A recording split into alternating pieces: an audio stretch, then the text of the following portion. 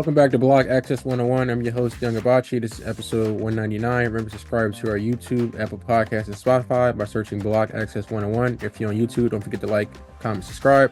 I'm here today with Division One women's basketball ref, Natasha Camy. How you doing, Natasha? Hi, how you doing, Robert? Pretty good. We could just jump right into it. Just give the people a brief introduction of yourself, what made you want to get into reffing, and also what you currently do outside of reffing as well. Yeah, absolutely. Thank you for having me on today. I really appreciate it. No problem. We are ramping up for March Madness, so a very exciting time for women's basketball. Just finished the regular season, which was also a very long but yet somehow short experience. So another year down with that, which has been great.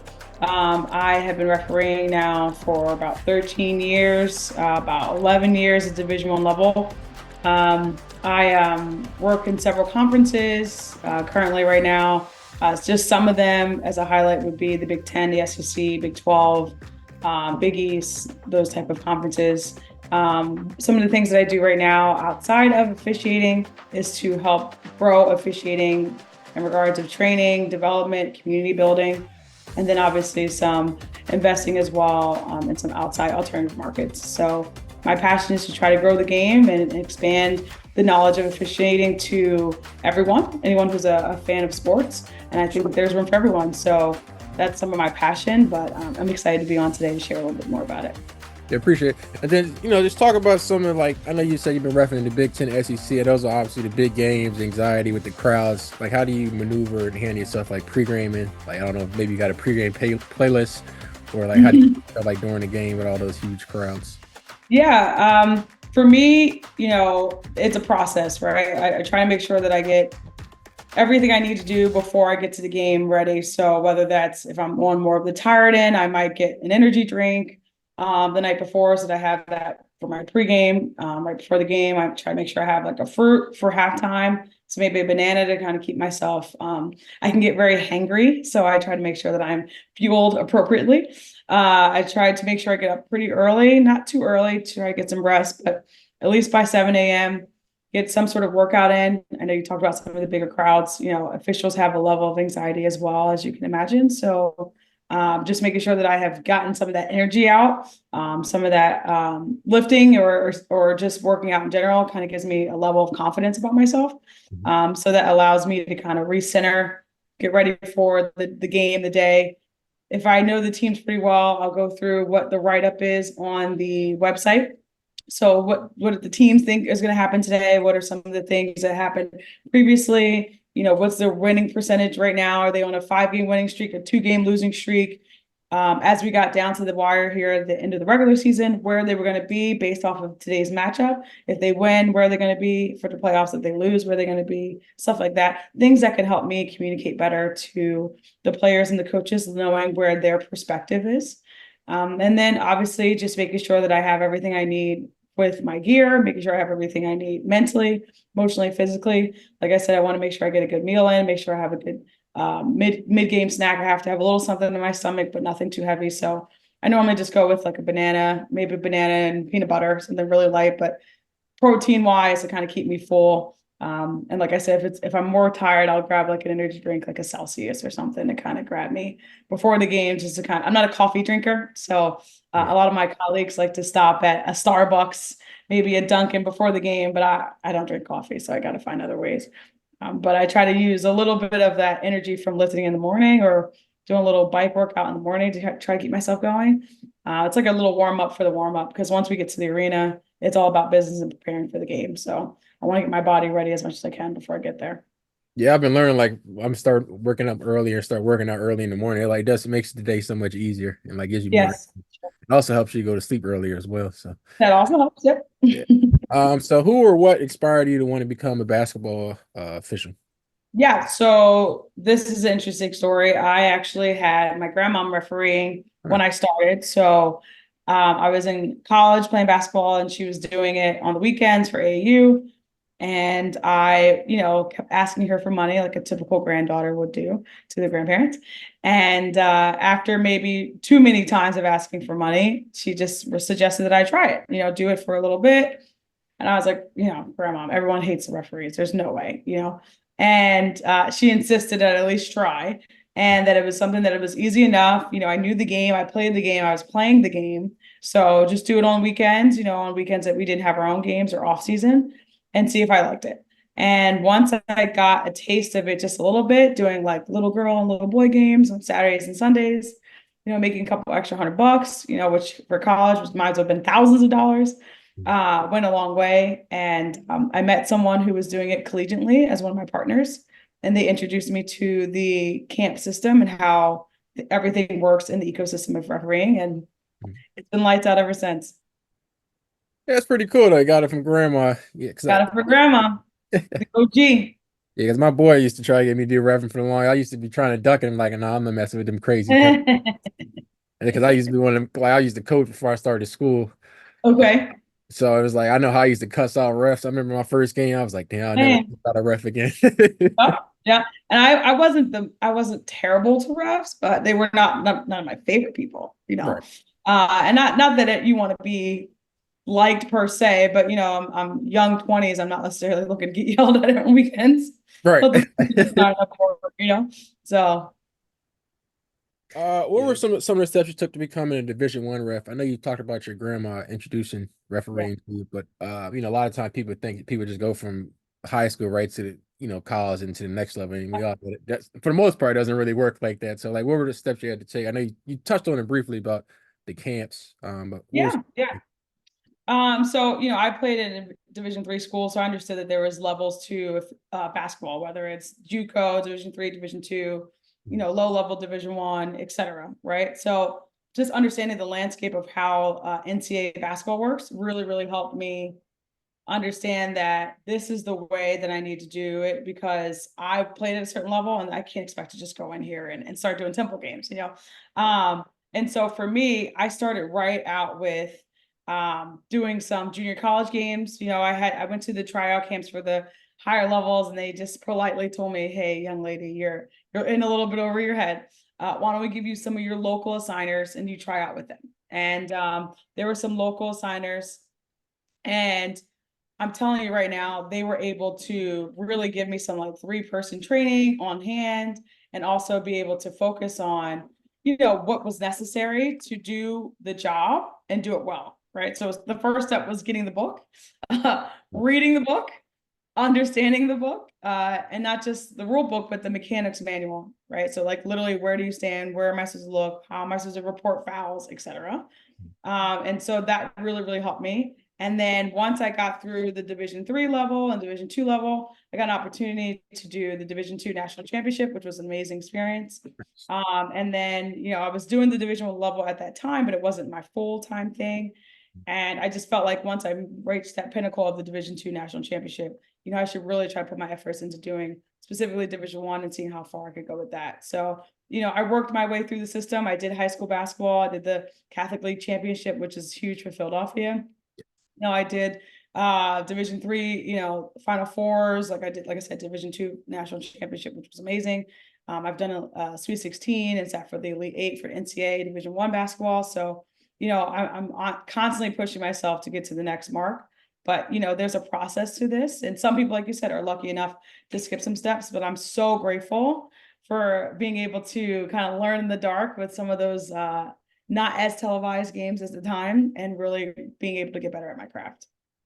Oh yeah, definitely. Yeah, definitely. The Philadelphia Catholic League is definitely no joke. Yeah, that ain't no joke. And I played at Archbishop Carroll, so we were always in the hunt for the girls' side, and I know how important that is for that league. So again, just understanding, the magnitude of those games. Those games are also sold out. So you're just starting out. You're at the Palestra, which is one of the meccas of basketball in general, let alone women's basketball, and you're refereeing. I mean, come on, what wouldn't you want to do as an official? Yeah, definitely. Because I played with O'Hara, then I went to West Okay. Catholic my freshman year. So yeah, definitely know about the Catholic League. I started refereeing the Catholic League this year because I came back home. Yeah. It's definitely a different experience from New Mexico refereeing to Yeah. Yeah, like, yeah, oh yeah. Well, I mean, we're in the Northeast, right? yeah. So we're grateful to have this experience, to be in such a basketball city and an area, so people take the sport very, very seriously. Like if you're in Texas, football is really big, so it's like you play football there, everybody understands, right? Basketball's huge for us here. Mhm. So, just being able to be in some of these iconic locations, it's like, come on, what Yeah, more could you ask for? I used to laugh at some of the New Mexico refs. They used to be like, yeah, these fans is crazy. I'm like, yeah, okay, go out there You and ain't seen in New York. nothing yet. Yes, exactly, exactly. Right. So, just having those experiences is just tremendous. Yeah, definitely. Talk to us about your referee ready academy and what you hope to accomplish long term, and then I guess you can talk Yeah. about the camp dates upcoming as well. Yeah, for sure. So I started Referee Ready Academy to help build a network of people where they can feel like they're supported, not just in regards of if their plays are right or wrong, but also in a community aspect, right? So whether that's sharing some horror stories or sharing some winning stories, being able to bounce ideas off of each other, share clips, go over some of the clips that we've seen maybe televised, break down some of those conversations, share information that could be helpful to younger officials, to officials who are trying to break through, who are trying to get to either, on a Division I staff or Division II, Division III staff, just really having a better understanding of what it takes on a very intimate level, right? So you and I are having this conversation today, and I'm happy to share, a little bit of insight with people, but being able to do that on a week-to-week basis for people who just started out or people who don't have access to someone like myself, to really give them an in-depth look of what's the expectation and what you can aspire to do based off of where you are right now. And so, Referee Ready was something that I was always passionate about. I've been mentoring people since I really got going on my own. But I wanted to streamline it in a way that could have everybody help each other, because we all have that call to be, better people by helping someone else. So super excited about that. Last year we had our first year of training camps. It was in Maryland, Nice. Baltimore, Maryland. And this year we will be having 3 dates, which we're super excited for. Our April date will be in Michigan. So we're actually almost sold out on that date, which is very, very exciting. It'll be right after the Final Four. So that'll be April 13th and 14th. We picked all of our dates basically to ensure that we trained our officials so that they're ready for tryout camps, right? So what I realized was that I'm a clinician at these camps, and people come to camp and maybe they haven't worked in a few weeks. Some people's seasons ended yesterday, right? And some people's seasons might end after the next 2 weeks, unfortunately, right? And then they go to these camps in a month and they haven't worked in Lord knows how long, maybe over a month, maybe a few weeks. And so how do we prepare you for when you go to try out for the SEC, the Big Ten, the Sun Belt, the American, the et cetera, and be ready to go without having a training platform to do so. And so the reason why we have that camp in April at that date is so that we can prepare people for the camps that are coming up at the end of April, so they get some feedbacks from the clinicians who are going to be at those camps, and then that they can see themselves on film and break down what they need to work on before they get to camp. And then our other camp will be in Atlantic City. We'll have one of those, and then we'll also have one in Spooky Nook as well. So Spooky Nook is in the middle of PA, but it's a big, big facility. The Atlantic City camp will be May 17th through the 19th. And then the Spooky Nook one will be in June. So June 8th through the 10th. And we're really, really excited about all those camps. We'll have, like I said, film review. We'll have obviously on game breakdown. We'll have multiple classrooms about mental health, mental preparation, physical preparation, recovery preparation. And then also one of the things that we're going to do is do like a little Q&A for how to review things at the monitor. So when we see officials at the monitor going over plays, what are the steps that you need to do? What I like to call some of my non-negotiables, meaning I'm not leaving this point of the contact unless I see these certain things that I'm looking for, and just sharing that information in a way that can help everybody get better once they get to that level, or if they have that where they are. So we're super passionate about, making sure that we give back to officiating, making sure our officials feel like they're valued, making sure that they feel like they have a community. We're providing lunch and breakfast each day that you're at camp, so that you don't have to worry about being fueled. Because like I said, I can get hangry, so I want people to be mentally and physically ready to go. Right. And then we have some of the best basketball in the country that we're covering too. So, there'll be a lot of on-court stuff that you can really work on, whether it's your nonverbal or verbal communication, and then how do you break down these plays. So it's going to be a very, very robust training system. I'm very, very excited about what me and my partners have put together. And we're trying to do something new, man. We're trying to make sure that we prepare people for real life at that time, and that they can go out there and really execute once they get out there, right? We're not here to, give you a little slap on the back and say, hey, you did a good job. We're here to make sure that we push you and put you in situations to be successful. And then here are the tools that continue to be successful once you leave. So that's the big overarching plan.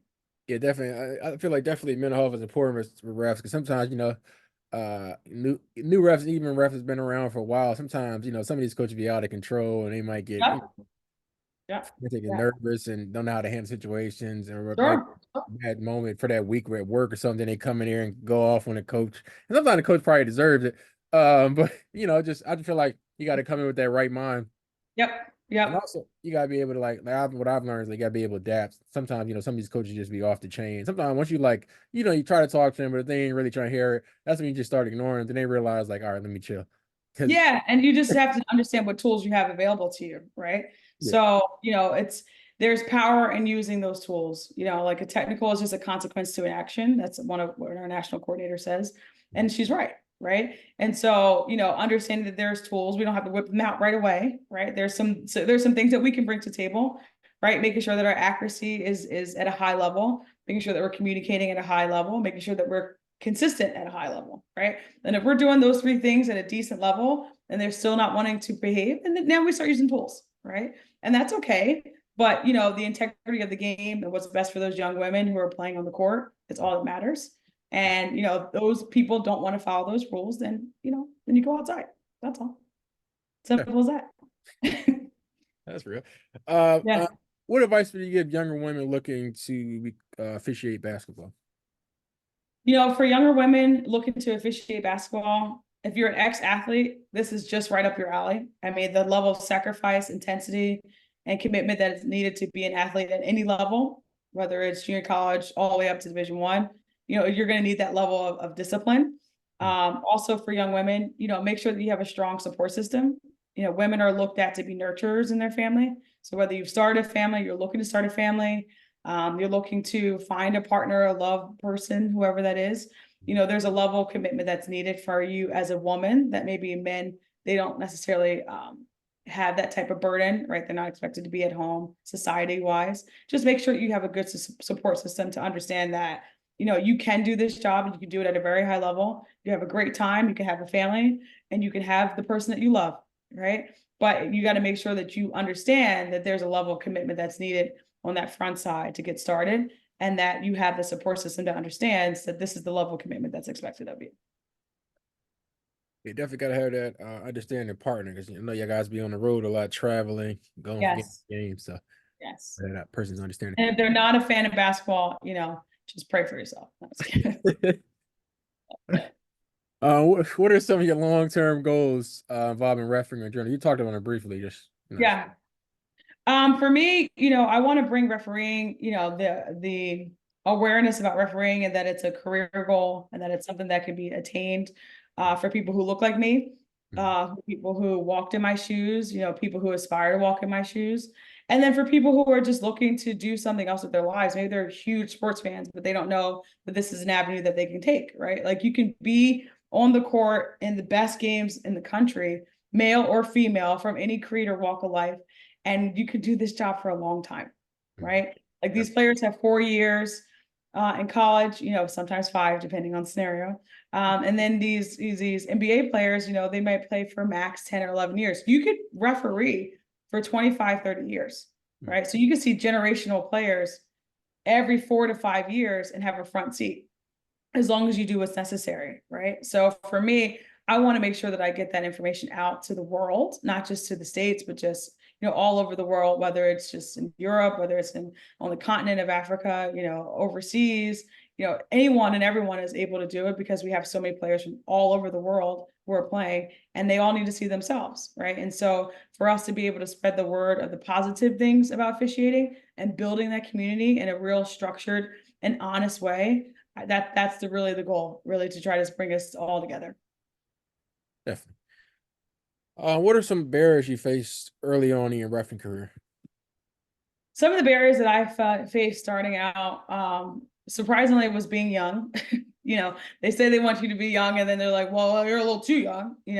Understanding that the coaches are probably my parents' age at the time. The last thing they want to do is to listen to a 25-year-old or 23-year-old saying, "Hey, coach, you're gonna have to get technical," right? So understanding that was a little hard on the front end because I was like, I thought you wanted young people. And it's like, well, we didn't know you'd be that good that fast, right? So that was an obstacle. Another thing that I faced was just For the landscape of officiating that was out at the time, there's not a lot of women that look like me.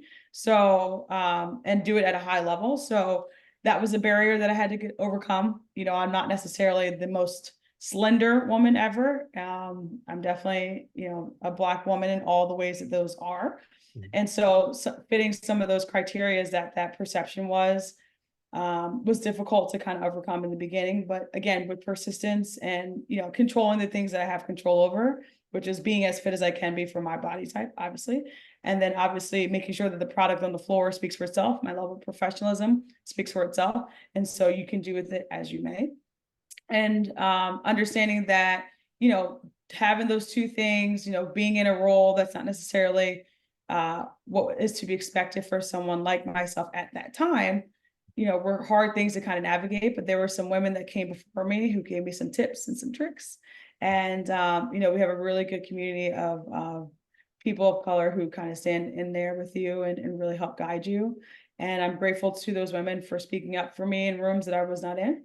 And I'm now making sure that I do the same thing because, it's important that everyone gets an opportunity if they work hard at it, and that we allow people who are able to do the job, but whatever way they look or present themselves.